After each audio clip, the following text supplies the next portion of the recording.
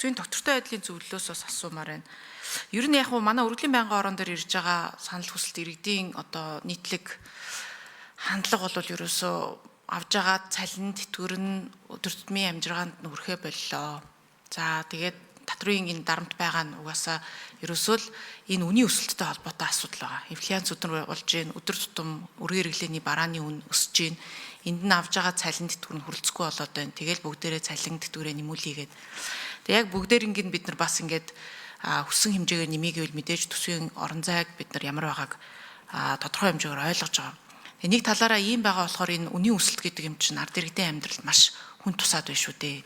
Энэ инфляцийг бууруулах талаар, үнийн өсөлтийг хязгаарлах талаар мэдээж мөнгөний бодлого, төсвийн бодлого гэдэр уялдаатай явах хэрэгтэй. Тэр элдв долоон одоо нөгөө хөнгөлөлт зээл мөнгө тараах асуудлыг багасгах хэрэгтэй байна. Мөнгөний бодлогоо чангадах хэрэгтэй байна гэд. Тэгээ төсвийн доктортой байдлын зөвлөлийн одоо дүгнэлтээр энэ төсөв дээр яг энэ чиглэлийн инфляцаа барих чиглэлийн бодлогуудыг үнэхээр хангалттай хийж чадсан байна. Эсвэл цаашид юун дээр анхаарч ажиллах хэрэгтэй байна гэдэг дээр та бүхэнийг бас нэг байр суурь илэрхийлээд өгөөч гэж хүсэж байна. За хоёрдугаар асуудал бид нар түрүү 24% тэр хязгаарлалтыг бас Эрдэнэт гишүүн нэлээд хөндөж ярьлаа. Гэтэ нийгэмд үнэхээр иргэд бол өсөж хүлээж байгаа зүйл нь татврын ачааллаа багасгахыг цалин тэтгэврийн асуудлаа нэмэл гэдэг юм явж байна. Бид нар мэдээж өмнөх явж исэн одоо энэ хуулиудаа дааж давшгүй хуулиудаа баталсан гэдгийг тодорхой хэмжээнд хүлээн зөвшөөрөх ёстой. Гэхдээ одоо бид нар яг юу хийж чадах вэ гэдэг дээр бас анхаарах ёстой байгаа. Тэгээ ингээ харахаар бид нар одоогийн өнөөдрийн энэ 26 оны төсвийн төсөл дээр ямар орон зай гаргаж болох вэ гэдэг дээр анхаарах хэрэгтэй байгаад байдаг. Тэгээ 26 оны улсын төлөвлөгөө улсын хурал батлахдаа энэ төрийн өмчт компани засаглалыг сайжруулах тал дээр нэлээд тэргүүлэх чиглэлгээд нэлээд олон зүйлийг оруулж өгсөн. Энэ дотор бол төрийн өмчт компаниудын зардлыг 15% бууруулъя, бүтээмж 30% сайжруулъя гэдэг энэ шалгуур үзүүлэлтийг оруулж өгсөн. Төсвийн төсөлд энэ компаниудтай холбоотой зардал үнэхээр 15% бууж орж ирсэн үү? Үр ашиг нь 30% ихсэн гэсэн тооцоолоор орж ирсэн үү? Энийг бас нэг тодруулах маань төсвийн доктортой байдлын зөвлөлийн дүгнэлтээр бол 28 онд 26 онд гээд ингээд явхаар тэр нөгөө дундаж одоо төрийн өмчийн оролцоо болвол эдийн засагт төрийн оролцоо бол буурахгүй байна. Хангалттай хэмжээнд буурахгүй байна гэдэг дээр бас дүгнэлт өгсөн байсан. Энэ төрийн өмчийн оролцоогоо эдийн засагт оролцоог багасгахын тулд бид нар энэ төрийн өмчт компаниудынхаа асуудлыг нэг зэгцлэх ёстой байгаад байдаг. Тэгэхээр энэ дээр яг энэ 26 оны төлөвлөгөө та бүхэн 24%-ийн тэр хязгаарыг бол маш сайн барьж орж ирсэн юм байна. Төрийн өмчт компаниудын зардлыг бууруулах бол үр ашгийг дээшлүүлэх гэдэг энэ 15-30%-ийг яг тас барьж орж ирсэн юм уу гэдэг дээр энэ дээр бас нэг хариулт авъя гэж бодож байна. За эхлээд төсвийн доктортой байдлын зөвлөл 3 номерын микрофоныг өгье.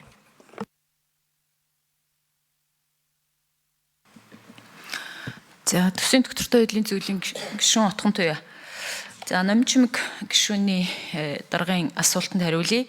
За өвлийн зүгээс бол бид нар төсвийн хүрээний мэдэгдэлтэй өгсөн дүгнэлтэн дээр инфляцтай холбоотой зөвлөд манай илүү орж ирж байгаа. Тэгээ манай төсөөллөөр бол 8% инфляцтай байна гэж 26 оныг бол бид төсөөлсөн. Тэгвэл засгийн газрын зүгээс 7% санал оруулж ирсэн. Тэгээд төсвийн хүрээнийхээ мэдэгдлийн шаардлагуудаа бол яг хуу эдгээр маань хангаж байна гэж үзсэн. За төсөв мөнгөний бодлогын зохицол, уялдаа бол энэ дээр зайлшгүй чухал. Тэгэхээр бидний өнгөрсөн намарч гэсэн өгсөн төсвийн дүгнэлтэн дээр төсвийн хүрээний мэдэгдлийн дүгнэлтэн дээр ч би нийт зарлага дотоодын нийт бүтээгдэхүүний 25%-аас илүү гараад явчих юм бол инфляцаа илүү өдөөдгөө гэдэг ийм шаардлагууд байсан. Энэ ч утгаараа жилийн хөгжлийн төлөвлөгөөн дээр 24% хязгаарыг тавиад засгийн газрын зүгээс энийг баримталж орж ирсэн нь бол бидний зүгээс бол энэ саналыг илүүтэй дэмжиж байгаа.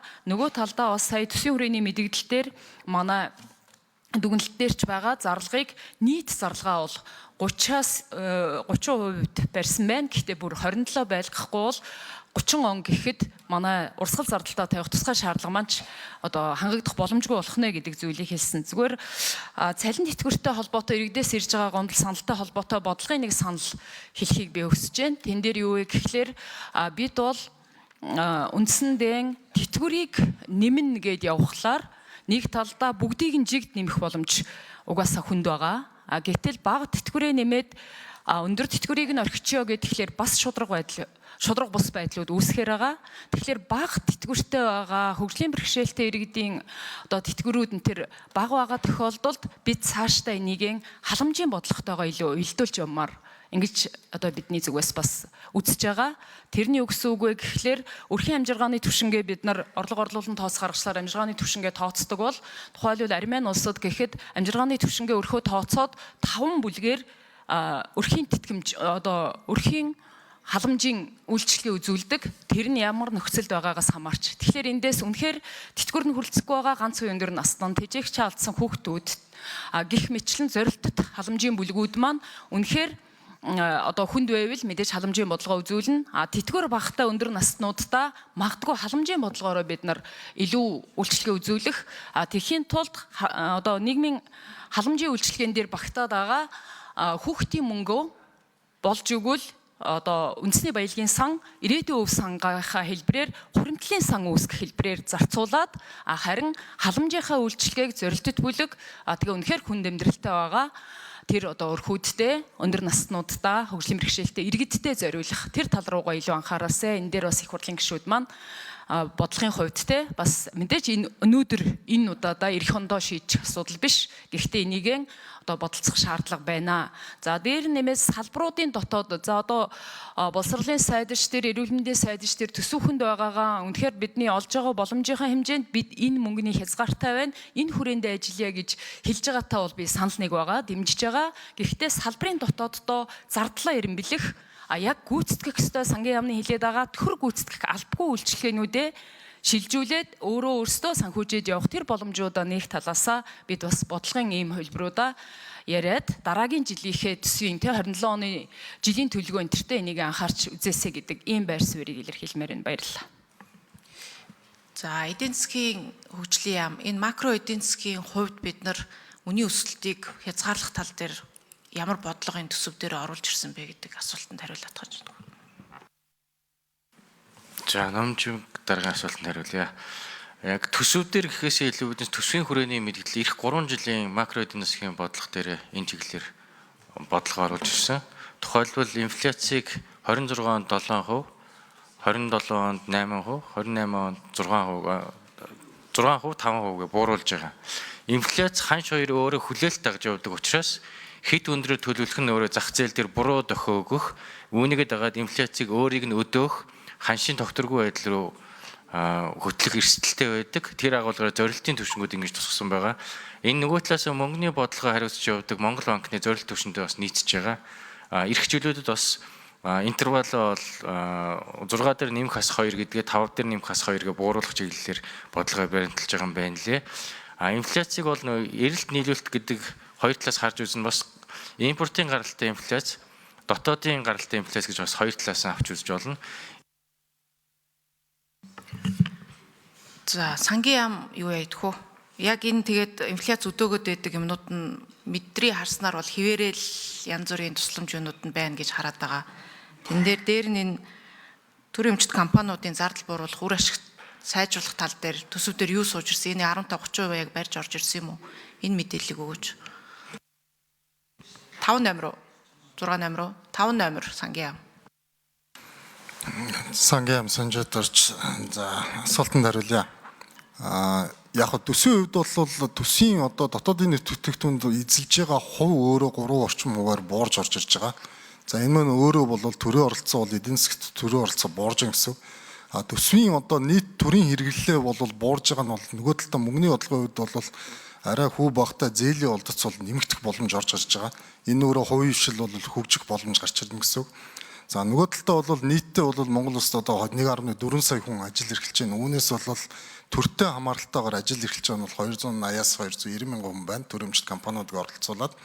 За төрийн албан агчдын цалин үйлсийг бол бид нар хэрвээ зардал өндөр үед нэмэх юм бол энэ инфляцид илүү өндөрөөр нөлөөлдөг гэдэг одоо тийм тооцоол бол Монгол банкнаас бол хийсэн тооцоол байдаг. 10%-аар нэмэхэд 4.4%. Тэгэхээр зардлаа бууруулж иж цалингаа нэмэх ийм боломж бол эх жилүүдээс бол гарч ирэхээр байна гэж харж байгаа.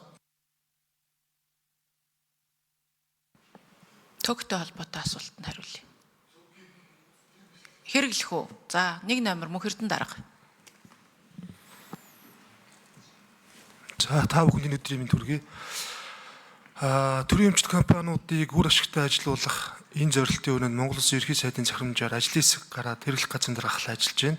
За энэ ажлын хүрээнд үр ашиггүй ажиллаж байгаа төрийн эмчит компаниудыг татан буулгах, за зардлыг хэмнэх, 30 хүртэл байр урсгал зардлыг хэмнэх, за ашиггүй ажиллаж байгаа компаниудыг татан буулгах, нийлүүлэх, нэгтгэх замаар өөрчлөн байгуулах ажил хийгдэж явж байна.